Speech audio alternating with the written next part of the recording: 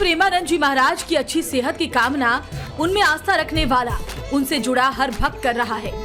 जाति धर्म के दायरे से ऊपर उठकर लोग उनकी लंबी जिंदगी की दुआ कर रहे हैं। उनकी एक झलक पाने वृंदावन पहुंच रहे हैं। देश के कोने कोने में घूम घूम कर भोलेनाथ का भजन करने वाले जंगम जोगी भी इसीलिए दौड़े दौड़े वृंदावन चले आए। प्रेमानंद महाराज की मौजूदा सेहत तो पहले से बहुत ठीक लग रही है। राधा केली कुंज की तरफ से भी कहा गया कि महाराज की तबीयत में सुधार है, लेकिन भक्तों के मन में ये सवाल बार बार दौड़ रहा है, जब सब कुछ ठीक ठाक चल रहा है तो संत प्रेमानंद महाराज रह रहकर ये बात क्यों कह रहे हैं कि अब राधा रानी के चरणों की तैयारी हो रही है। अक्टूबर से पहले तो उन्होंने कभी इस तरह की बात नहीं की। पहले 13 अक्टूबर और फिर 15 अक्टूबर प्रेमानंद महाराज के ऑफिशियल एक्स प्रोफाइल पर जो लाइनें उनके नाम से डाली गई, उसने उनके भक्तों की बेचैनी बढ़ा दी। 13 अक्टूबर के संदेश में प्रेमानंद महाराज के नाम से लिखा गया, अब ठीक होने को कुछ नहीं बचा, आज नहीं तो कल जाना है। 2 दिन बाद 15 अक्टूबर को उनके पोस्ट की लाइनें थी, जिस दिन मैं मरूंगा मेरी प्रिय अर्जुन की सखियां आएंगी और मुझे अपने पास ले जाएंगी। मुझे कोई डर नहीं कि मेरा कुछ छूट जाएगा। हमारा कुछ है ही नहीं तो क्या छूटेगा। हमारे तो प्रभु हैं, वही मिलने वाले हैं। शरीर छूटा तो प्रभु से मिल जाएंगे।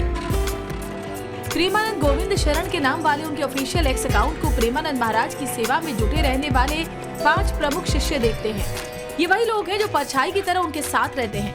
उनकी दैनिक दिनचर्या से लेकर सत्संग, आश्रम का मैनेजमेंट, एकांतिक वार्तालाप का ध्यान रखते हैं। वही उनके एक्स प्रोफाइल को भी मैनेज करते हैं। प्रेमानंद महाराज की खराब तबीयत की चर्चा और एक्स पोस्ट की उन्हीं दोनों लाइनों ने प्रेमानंद महाराज की गुरु बहन कमल बहन जी को भी बेचैन कर दिया, जो 80 पार की उम्र और सेहत से जुड़ी परेशानियों को भूलकर दौड़ी दौड़ी राधा केली कुंज पहुंच गई।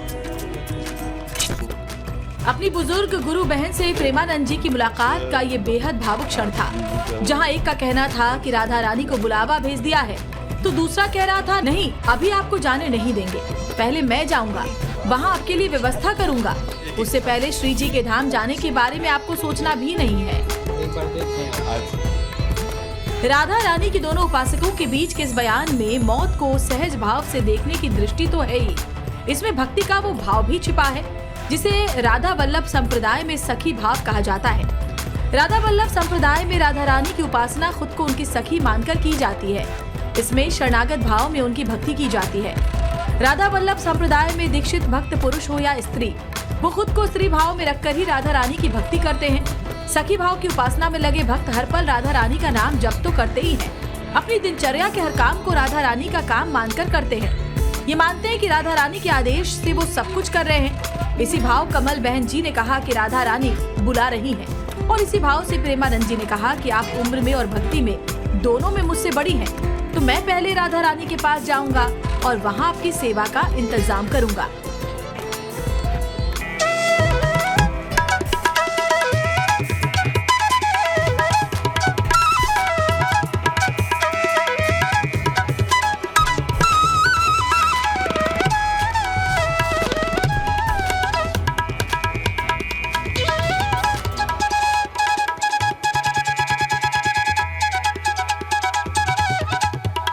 प्रेमानंद महाराज की जुबान से निकले शब्द उनके भक्तों में भी अलग अलग भाव जगाते रहे। उनकी सेहत को लेकर मंदिर मस्जिद में प्रार्थनाएं और दुआएं हो रही हैं, तो कुछ भक्त जीते जी प्रेमानंद महाराज की मूर्ति गढ़ने में जुटे हुए हैं।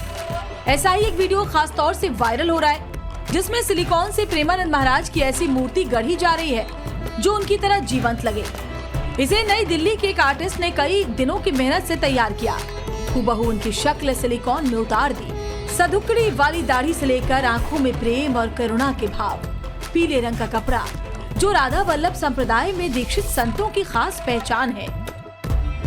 प्रेमानंद महाराज को लेकर ये है भक्तों की दीवानगी। एक भक्त तो सिलिकॉन की उनकी मूर्ति उन्हें ही भेंट करने वृंदावन पहुंच गया और ये भी इच्छा जताई कि वो प्रेमानंद महाराज की तरह उनके गुरु और बाबा गुरु की भी सिलिकॉन की मूर्ति बनाना चाहते हैं। सनातन की गुरु शिष्य परंपरा बेहद खास है। इसमें गुरु को पिता का दर्जा दिया जाता है और गुरु के गुरुदेव को दादा का। इससे भक्ति मार्ग में पारिवारिक संबंध की ऐसी परंपरा बनती है जिसमें हर शिष्य अपने गुरु और उनके गुरुदेव को अपना परिवार मानकर आगे बढ़ता है। ये सांसारिक परिवार नहीं, भक्ति का परिवार है। जिसमें हर कोई अपने इष्ट से जुड़ा होता है।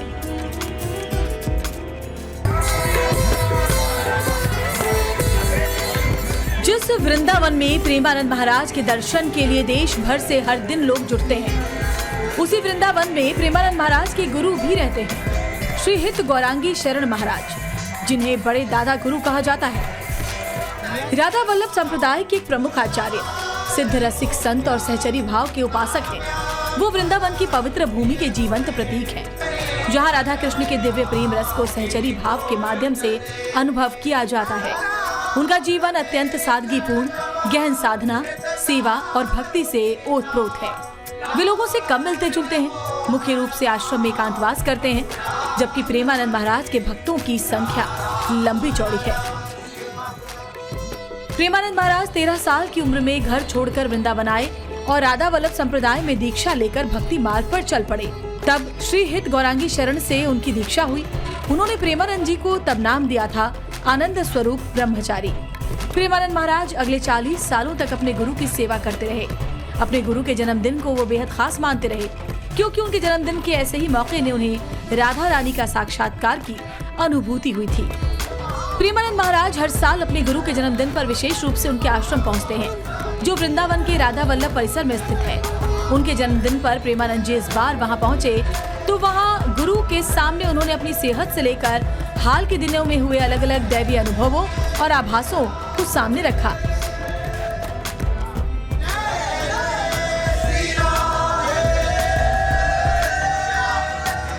उसी के बाद प्रेमानंद महाराज की गुरु बहन कमल बहन जी खास तौर से उनसे मिलने पहुंची और फिर उन दोनों के बीच जो संवाद हुआ वो दुनिया ने सुना। श्री जी के चरणों में मैं पहले जाऊंगी और मैं पहले जाऊंगा की प्रेम भरी बातचीत सबने सुनी।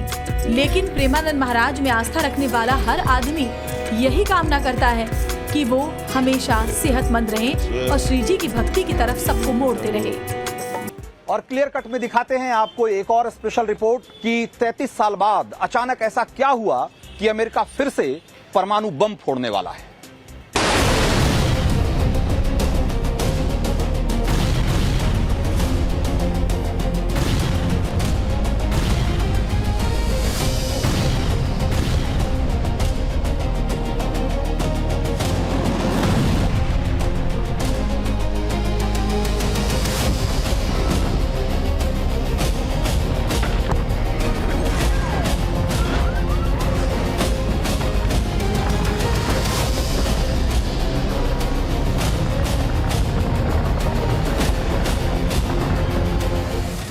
धरती फट जाती है, आसमान कांप उठता है, आशियाने तबाह हो जाते हैं, इंसान तो क्या ईंट पत्थर तक पिघल जाते हैं। एक धमाका और सदियों तक न भूलने वाला ऐसा जख्म जो आने वाली कई पीढ़ियों के लिए नासूर बन जाता है। इन तस्वीरों को गौर से देख लीजिए और जान लीजिए कि ऐसा ही होता है जब परमाणु बम फटता है, ऐसा ही होता है जब एटमी धमाका होता है। 80 साल पहले दुनिया ने पहली और आखिरी बार महाविनाश का वो मंजर देखा था जब अमेरिका ने जापान पर परमाणु बम बरसाए थे। सवाल यह है कि क्या एक बार फिर तबाही का वही मंजर साक्षात होने वाला है? क्या दुनिया परमाणु तबाही के मुहाने पर है? एटमी हथियारों की होड़ कहां तक जाएगी? परमाणु हथियारों का इस्तेमाल किया गया तो क्या होगा? ये सवाल यूं ही नहीं है, इन सवालों की पुख्ता वजह है और वजह है दुनिया के 2 ताकतवर मुल्कों में तबाही के हथियारों के लिए बेतहाशा बढ़ती होड़, जिसने एक बार फिर धरती की 8 अरब आबादी के वजूद पर संकट खड़ा कर दिया है। लिहाजा पहले समझिए कि हुआ क्या है। अमेरिका एक बार फिर परमाणु परीक्षण करने वाला है। अमेरिकी राष्ट्रपति डोनाल्ड ट्रंप ने परीक्षण का आदेश दे दिया है। 30 साल बाद अमेरिका जिंदा परमाणु बम का परीक्षण करेगा। खास बात यह है कि अमेरिकी राष्ट्रपति डोनाल्ड ट्रंप ने पेंटागन को परमाणु हथियारों की तुरंत टेस्टिंग करने का आदेश दिया है। साथ में यह भी कहा है कि यह परीक्षण चीन और रूस के बराबर के स्तर पर होने चाहिए। ट्रंप ने social media platform truth social पर पोस्ट कर एटमी परीक्षण की जानकारी दी। पोस्ट में लिखा कि अमेरिका के पास किसी भी अन्य देश की तुलना में ज्यादा परमाणु हथियार है। रूस दूसरे स्थान पर है और चीन काफी दूर तीसरे स्थान पर, लेकिन 5 साल में बराबरी तक पहुंच जाएगा। दूसरे देशों के परीक्षण कार्यक्रमों को देखते हुए मैंने डिपार्टमेंट ऑफ वॉर यानी अमेरिकी रक्षा मंत्रालय को निर्देश दिया है कि वह हमारे परमाणु हथियारों का भी समान स्तर पर परीक्षण शुरू करे। ये प्रक्रिया तुरंत शुरू हो।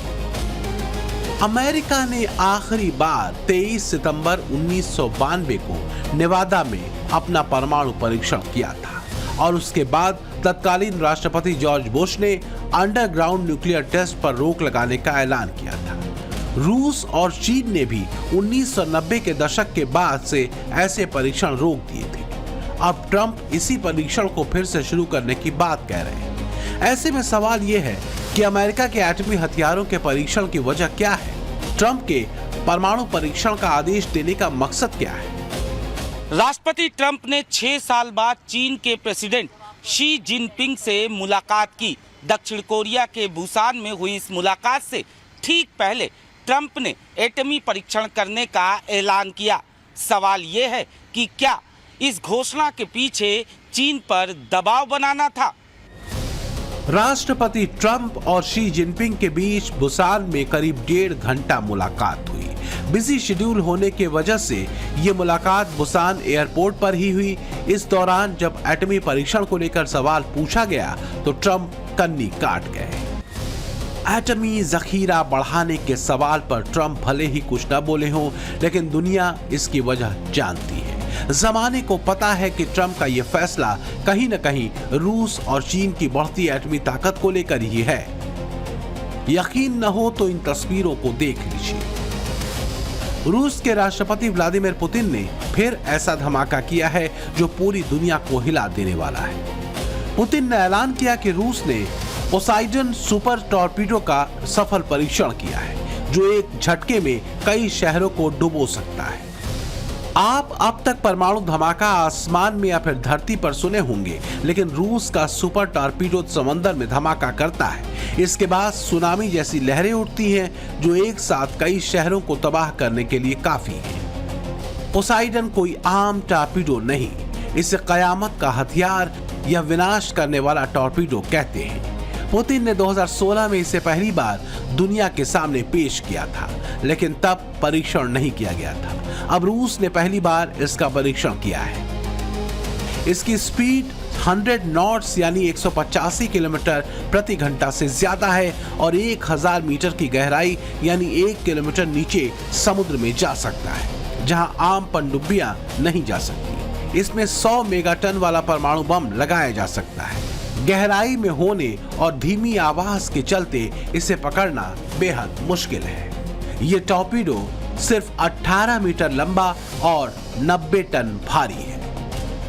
रूस के लिए ये एक हफ्ते में दूसरी बड़ी कामयाबी है। 21 अक्टूबर को रूस ने दुनिया की सबसे ताकतवर एटमी मिसाइल का परीक्षण किया था। ये सिर्फ मिसाइल नहीं है, बल्कि धरती के एक छोर से दूसरे कोने तक तबाही मचाने वाला महाविनाश लाने का हथियार है। कहा जा रहा है कि बुरेवेस्टनिक मिसाइल दुनिया में अब तक बनी सबसे ताकतवर मिसाइल है। रूस का दावा है कि परीक्षण के दौरान बुरेवेस्टनिक मिसाइल ने 14,000 किलोमीटर की दूरी तय की और लगभग 15 घंटे हवा में रही। ये मिसाइल परमाणु ऊर्जा से चलती है, किसी भी मिसाइल डिफेंस सिस्टम को ध्वस्त कर सकती है और हर तरह के परमाणु हथियार ले जाने में सक्षम है।